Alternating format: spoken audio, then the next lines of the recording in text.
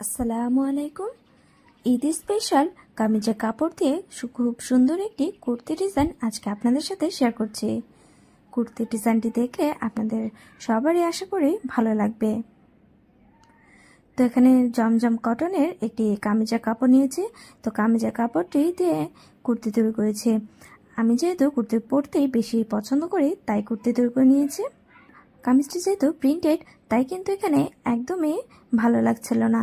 এর জন্য আমি ম্যাচিং করে কামিজের সাথে ম্যাচিং যে সালোয়ার কাপড় ছিল সেটির সাথে ম্যাচিং করে নিয়ে সিকোয়েন্সে কাজ করা লেস কিনে নিয়ে এসেছে। এটি দিয়ে পুরো কুর্তিটি ডিজাইন করেছে এবং সালোয়ারটিও ডিজাইন করেছে। তো এখানে দেখুন চাইনিজ কলার তৈরি করে নিয়েছে। সালোয়ার কাপড় দিয়ে সালোয়ার কাপড় দিয়ে এখানে ডাবল প্লেট করে নিয়ে তারপর কুর্তিটির চাইনিজ কলারটি তৈরি করে নিয়েছি। এর উপর আমি সিকোয়েন্সের লেসটি বসিয়ে নিয়েছি। আর মিডলে যে গ্যাপ ছিল সেটি কিন্তু আমি প্রিন্টেড ফেব্রিকে রেখেছি। তারপর সালোয়ার কাপড় থেকে কাপড় নিয়ে ডোরি লুপ তৈরি করে নিয়ে মাঝে আমি ডোরি লুপগুলো সেলাই করেছি। দুটি ডোরি লুপের মাঝের গ্যাপে অপর সাইডে ডোরি লুপ বসিয়ে সেলাই করেছি।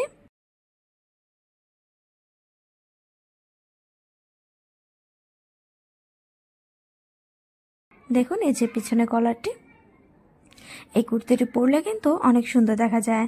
তো চাইনিজ কলারের সাথে বেল বটম হাতাটি খুব ভালো লাগে, তাই আমি এখানে বেল বটম হাতাটিও চাইনিজ কলারটির মতোই সেমভাবে এভাবে প্লেট তৈরি করে নিয়ে লেস বসিয়ে নিয়েছি। এতে ড্রেসটি কিন্তু খুব ভালোভাবে ফুটেছে।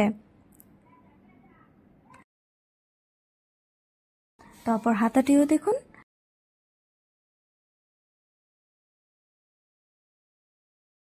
তো নিচের ঘেরটিতে আমি সিকোয়েন্স লেসটি বসিয়ে নিয়েছি।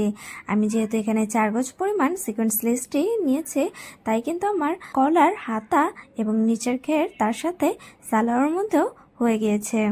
তো ব্যাক পার্টটি দেখুন, ব্যাক পার্টে কিছুই করিনি। ব্যাক পার্টের নিচের ঘেরটি জাস্ট ডাবল ফোল্ড করে সেলাই করে নিয়েছি। ব্যাক পার্টের নিচের ঘের এবং ফ্রন্ট পার্টের নিচের ঘের ডাবল ফোল্ড করে চিকন পরিমাণ করে সেলাই করে নিয়েছি। এরপরে কিন্তু সামনের পার্টে লেসটি বসিয়ে নিয়েছি।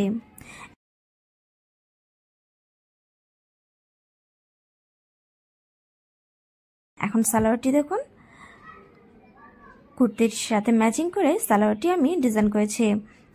তো এখানে কুচি সালোয়ার তৈরি করে নিয়েছি। কোমরটি ফিতার ঘর তৈরি করে নিয়েছি। আপনারা চাইলে ইলাস্টিক দিতে পারেন অথবা এটি কুচি সালোয়ার তৈরি না করে প্যান্ট কাটিং বা নর্মাল প্লাজো তৈরি করতে পারবেন। তো এই যে দেখুন এটি ফিতার ঘর এবং নিচে আমি হাই বসিয়ে নিয়েছি। এক্সট্রা করে হাই বসিয়ে নিলে কিন্তু সালোয়ারটি পরলে ছিঁড়ে যাবে না। সালোয়ারটির ফুল লেন্থ হচ্ছে 37 ইঞ্চি।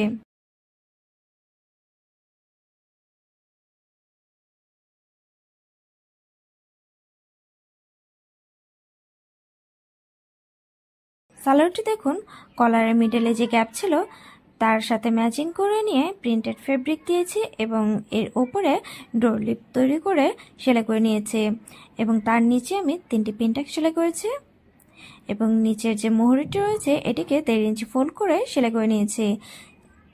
মোহরিতে আমি ফিনিশিং ইউজ করেছি।